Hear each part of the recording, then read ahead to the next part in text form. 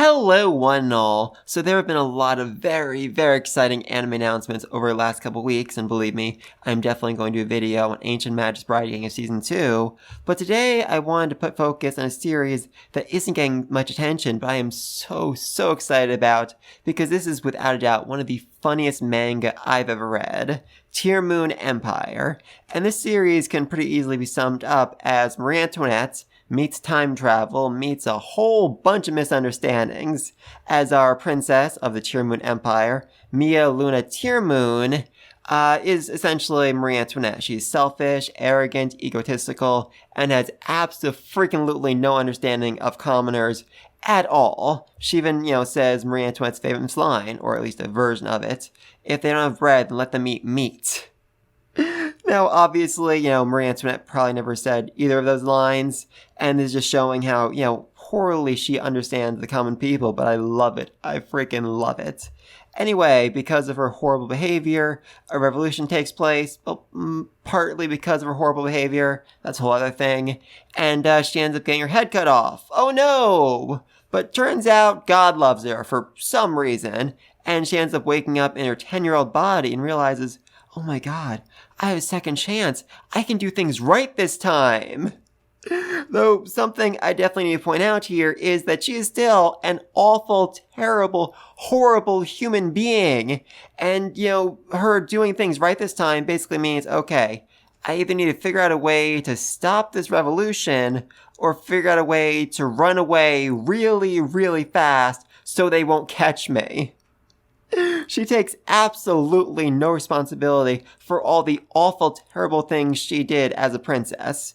And it wasn't, she wasn't torturing people, beating them, killing commoners for fun. It was just, she was partying it up, living a lavish lifestyle while the people suffered, and she had no understanding of what it is they were going through. So, bad princess, not evil princess, just horrible person, really.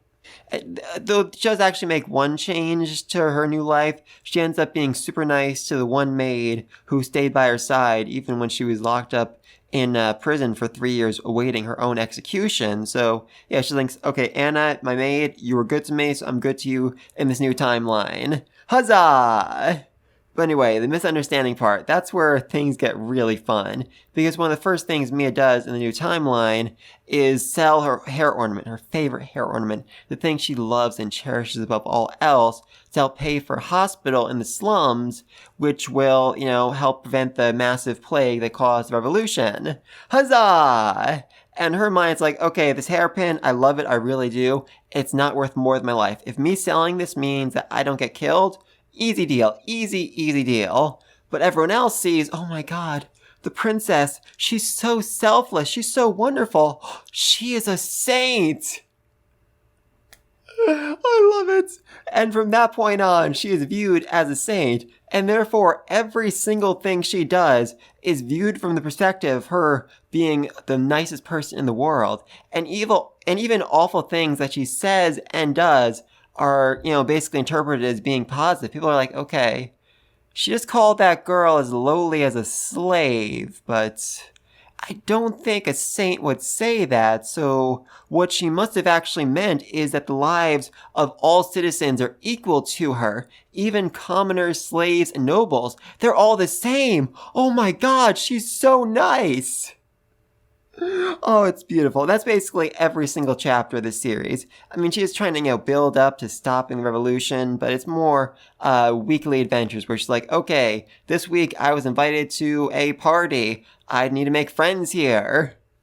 And then some wacky, wild shenanigans happens. She gets served month-old food, and instead of getting mad, she's like, wait a second, I could use this to stop the famine, which ended up getting me killed. And then she forms a treaty with a foreign nation that is super beneficial and helpful to her and helps, push back the revolution just a little bit. Huzzah! Seriously, God is literally on this girl's side. Every single event just happens to end in her favor, even when she doesn't actually realize it is.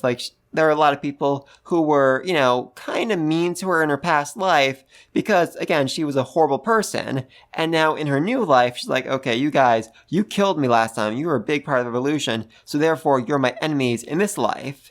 And she just, really lacks that self-awareness to realize, oh, they hated me because I was awful. Therefore, there's no reason for them to hate me now when I'm less awful, or I'm less, outwardly awful. Inside, I'm still pretty bad. I mean, she does get better over time. She improves a little bit, but she's still, a selfish, arrogant, egotistical princess. So yeah, I am just super excited for this to be animated. I just made this video because it's going to be good. It is going to be so, so good. And, I wanted people to know about it. I wanted people to keep it in their mind and to be excited for it when it comes out next year. This is going to be just utterly and completely insane. And I'm so happy. I'm so, so happy this is getting animated. But please, let me know what you think about all this down below. Are you going to watch this? Have you read the manga? Have you read the light novel? I have not actually read the light novel yet, but if you have, and you read the manga, how do the two compare? Should I pick up the light novel as well before the anime comes out? And just what do you think? If you haven't actually read the series before in any format, has my video convinced you to go out and watch it, next year when it actually comes out? Let me know what you think about all this down below. And until next time, peace!